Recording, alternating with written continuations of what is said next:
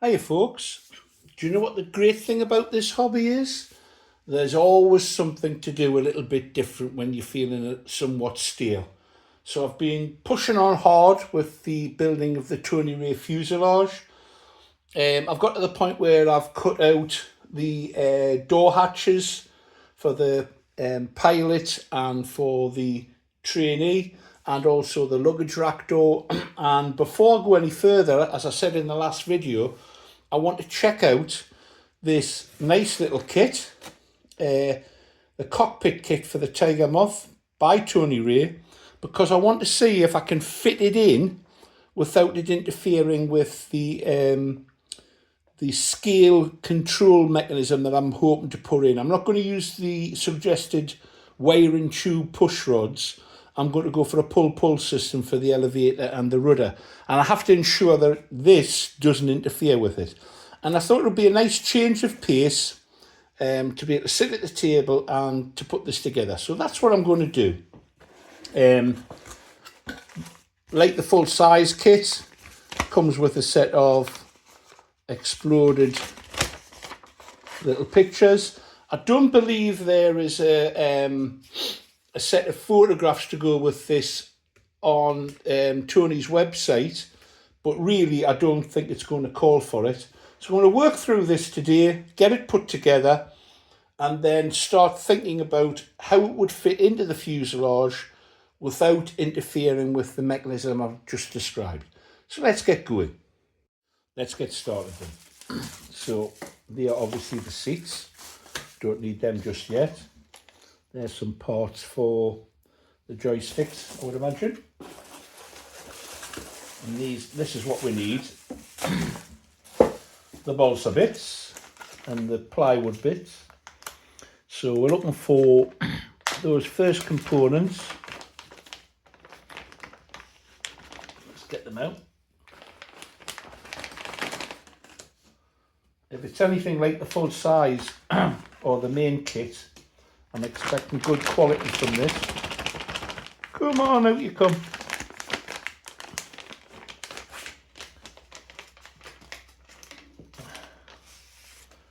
There we go. So we're after C2, which I've just spotted. Of course, it's the last thing to come out. Can we see that yet? So you can see it a bit better.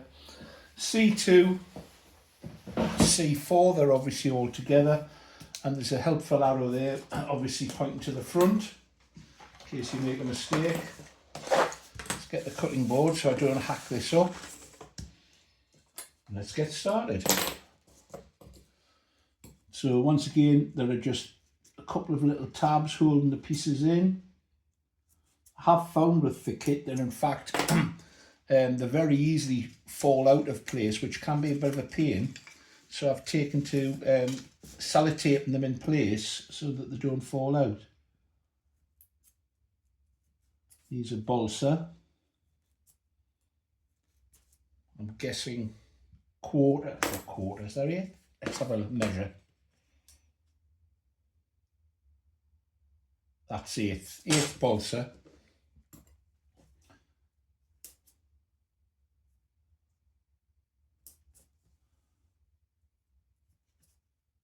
And they should come out fairly easily.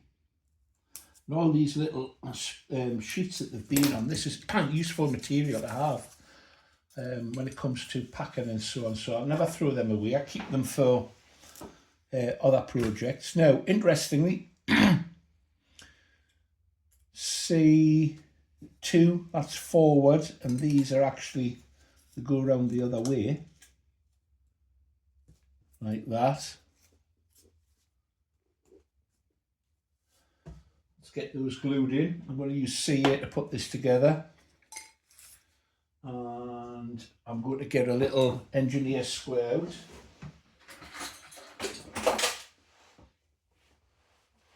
Just to make sure everything is going in square. Apply some C.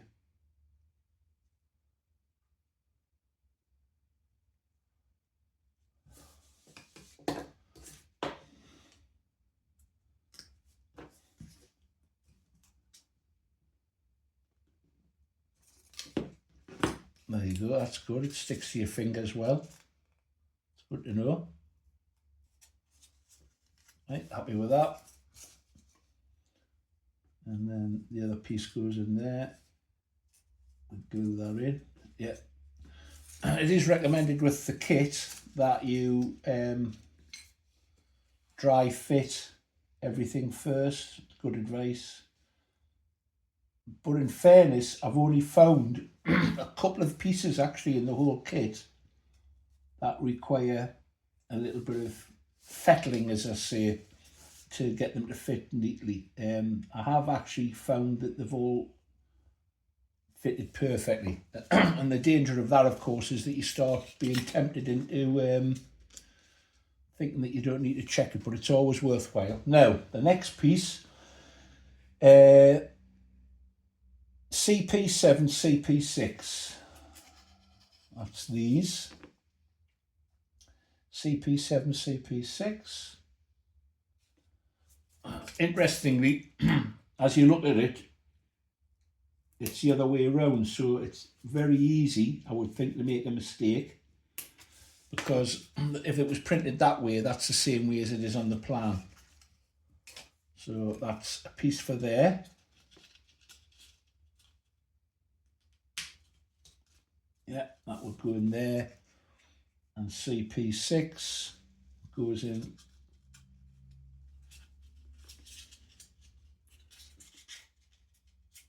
and that's a dry fit.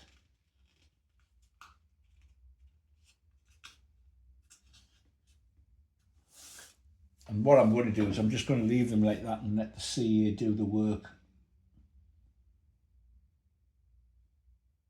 via capillary reaction, and it'll wick in to the joints.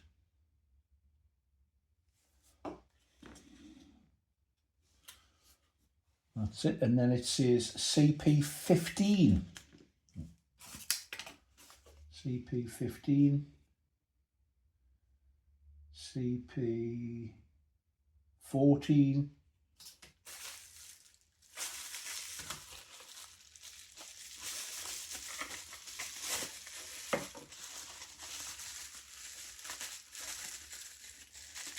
I appear to be missing CP15. I am missing CP15. Can't find it. It's missing. Oh, that's disappointing.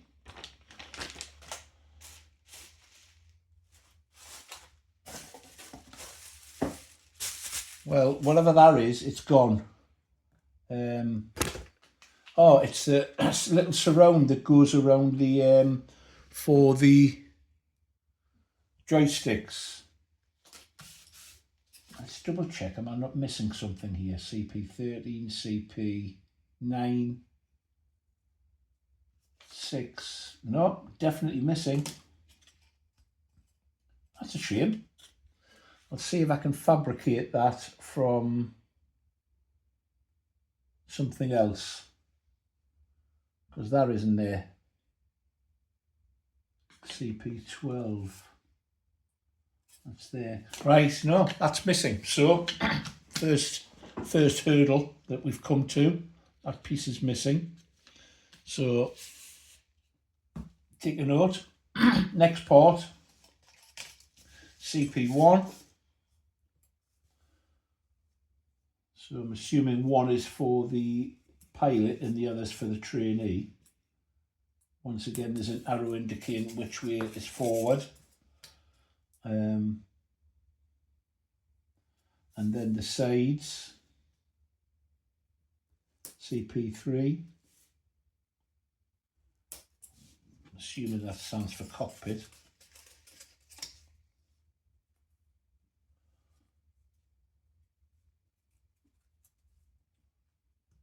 Yep, cut them out.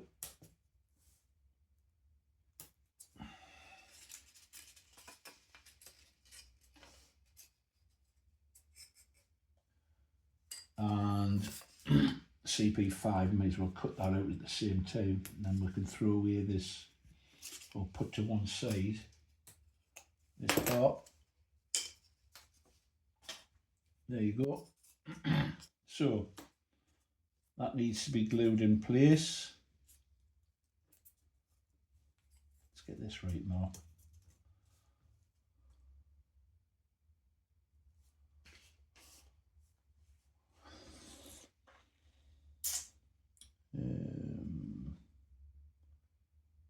Just double checking I'm doing this correctly.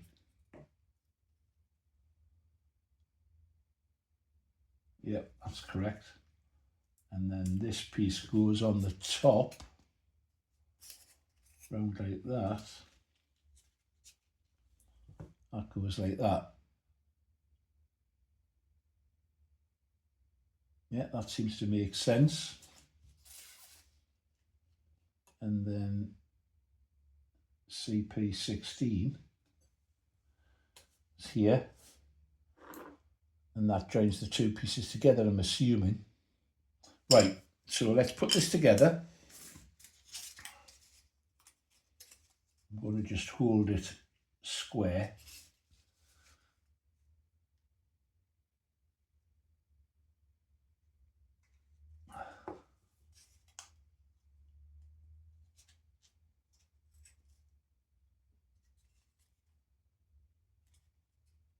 Yep.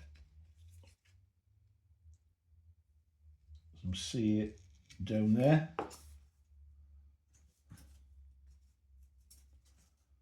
This piece.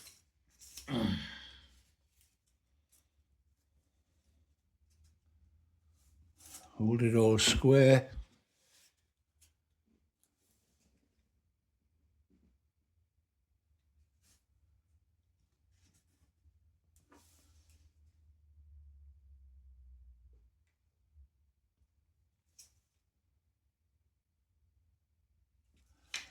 And then this piece goes on the top.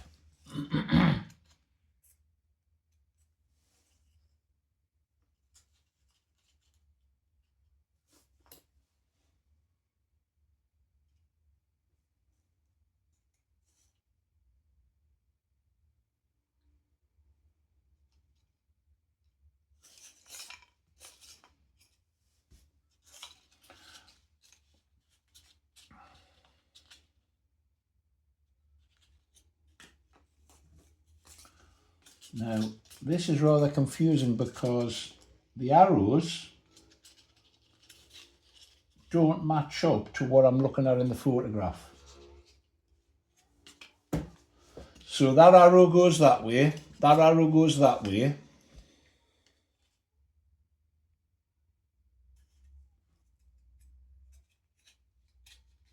And if I put it together as it is on the sketch, this sketch here, it's the opposite way around. That arrow is going forward and the other arrow is going back.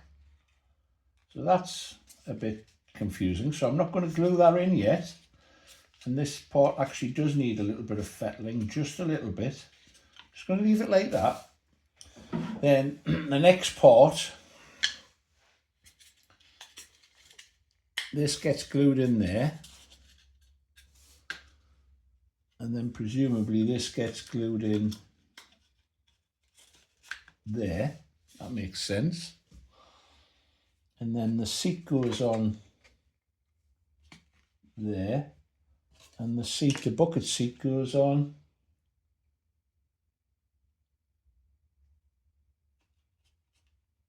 here.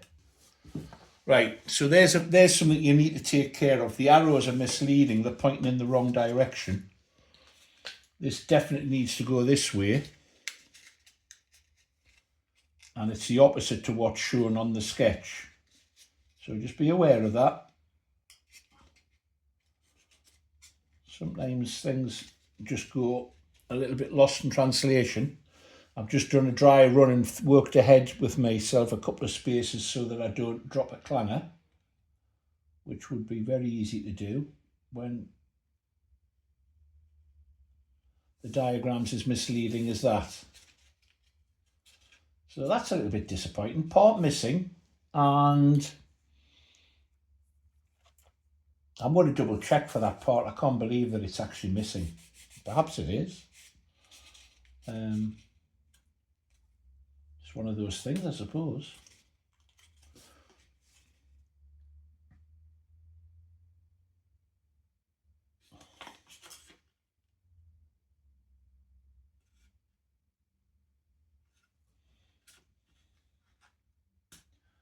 There's a lot of overhanging with the joints. I'm going to sand all of this down till it's flush and fill it, because I think it needs that. So this is the way it goes. This part gets glued in here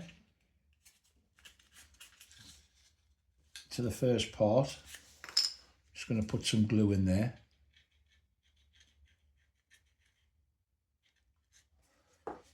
Push this in. There you go. And then that part will glue in there. And that's the two part. You see, this is the crazy thing about it.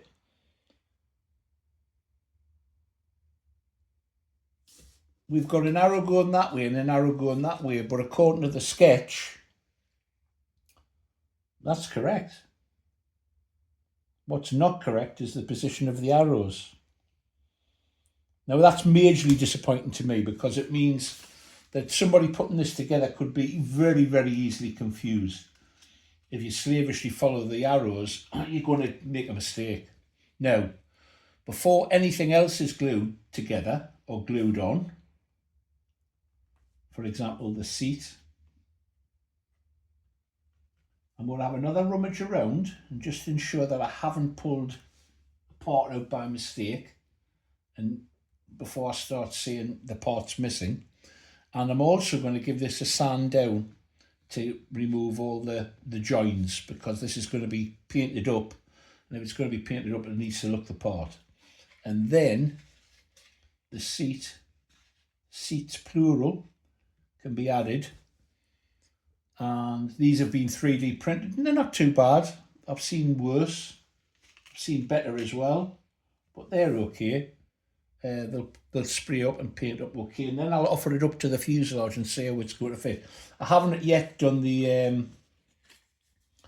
these parts, which are, what's that, CP8? I'm looking. CP9, CP12. It's telling you not to glue these, actually. That's interesting. It's obviously so you can get them in through the cockpit course. You wouldn't be able to get them past the centre section. Can't find any reference to them. Okay, I've worked out what these are for. These are going to be the cross supports in the fuselage to support this. It's not included anywhere in the instructions, but that's what that's for. I'm going to use some of this lightweight filler. It's a sort of filler, if you pick it up from the DIY shops, it feels like there's not actually anything in the container. It tends to dry out a little on the top, as you quickly find. I think you can reconstitute it with a little bit of water, but the main thing is it's extremely light, adds nothing in terms of weight, which is obviously what we're looking for. So I'm just going to fill the slight differences in height which are apparent on here with the way the tabs have locked the pieces together. I'm less concerned with the side because we're not going to see that really, but I'll do it anyway. Why not? And then when that's dry, I'll give it another light sanding. And I think this all needs to be sealed in some way. Now you could seal it with just some varnish or some non-shrinking dope. Or you could cover it in tissue first to get a really good finish, or sand and sealer. I'll see what I feel like. But I might as well go the full hog and do this properly.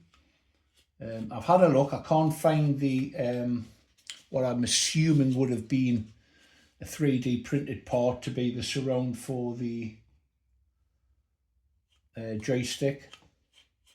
So I'm going to make that out of plastic card, and I'm going to simulate the riveting, which from the sketch appears to be there, and from the photograph on the box, let's have a look.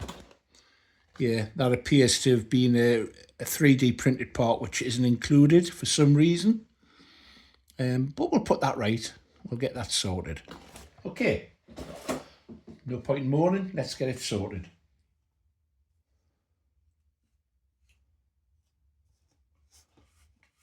I'm sure that as Tony gets feedback regarding the kit, and that's the whole purpose of these reviews, that if there's faults like this, you can do something about it. And it's obviously a quality control issue. For some reason, that's not being included in the kit. And I may be mistaken, I'm sure Cliff will correct me if I'm wrong, but I've got a feeling they were missing from his review kit as well. So perhaps it's a problem with the early release kits. But this was the second batch, so I'm assuming no, that's not the case. I mean, it's not the end of the world, but you do expect it to be there. It's included in the instructions. You do expect it will be there. So there we go. Right, I'm just going to fill this. It takes about half an hour to go off. I would say that one needed more filling than the other one. The other one didn't need any filling at all. I'll leave that to set, have a coffee, come back. I'll make these parts. Now these parts are obviously for the throttle setting and trim tab, I'm assuming that it was. And these would go on the side inside the fuselage. But I'll put them together and they'll remain ready to be installed when it's all ready to kick off. So here we go. In fact, while we're waiting for those parts to dry off so I can sand them, let's get these parts cut out and put together. Why not? Well, the first issue is I don't know if I've put my knife. This big one will do. So, well, they're all but falling out, so do one at a time. There's no point in doing both of them. So that's the bottom. That's way up it goes. And I need to cut out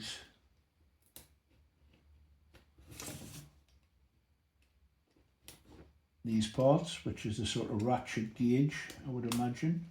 Not sure what that's for actually. Is it for the trim tab? I'll have to find out, won't I?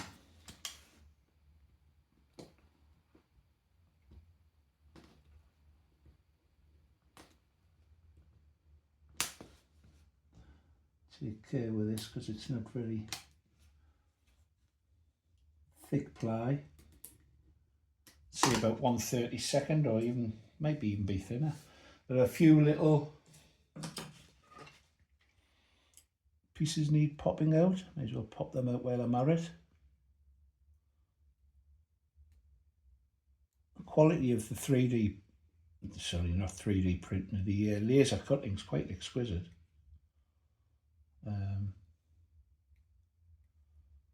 That'll go on there. But before you do that, you need to cut out these parts, which are the levers. Take one at a time. That goes on there. Now there are no, that I can say, there are no screws included in the kit. So you have to provide your own. I'll have a look and see what I've got in the box. And there is a bead provided to give you the handle that goes in the top, and that's going to require a tiny little drill to drill down the inside of that. So I need to sort those few bits and pieces out, which I'll do, and then we'll come back and get that put in place. I've got some micro drills, hand drills, that I'm going to use now drill into the end of the lever for this mechanism. I believe it's a trim, it must be a trim one, not the throttle. Let's see if the pin will go in.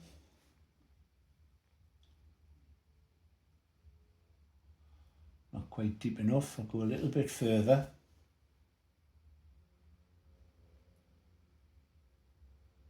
No, I can't, that's as far as I can go. So what I'm going to do is cut the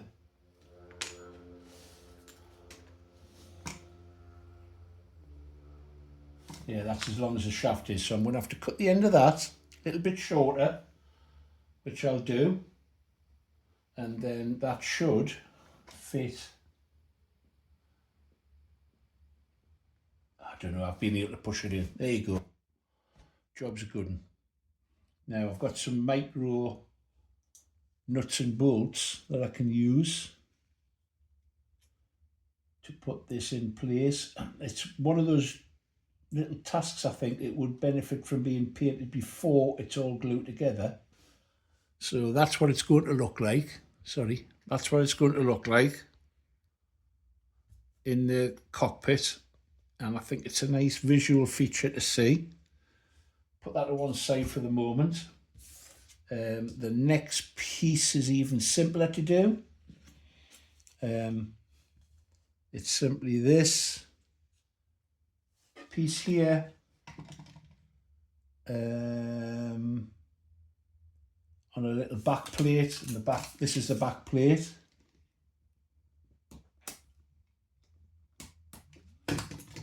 Let's cut it out. There's the back plate.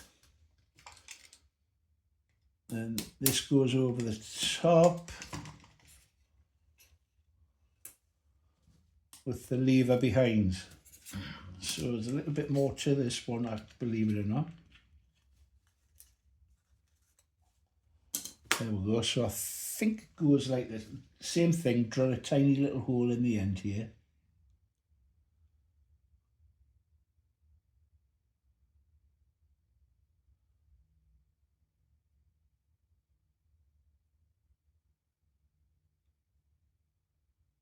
They're just done by hand because they're so fine. If you were doing this with an electric drill, it would, I believe it would veer off. I don't think there's any significance to the colour at the end. That can be painted at some point.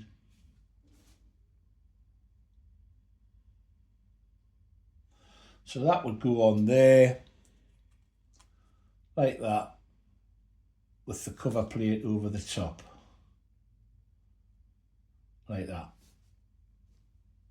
And then it's just a case of finding a couple of small screws to fit in there to finish the job off.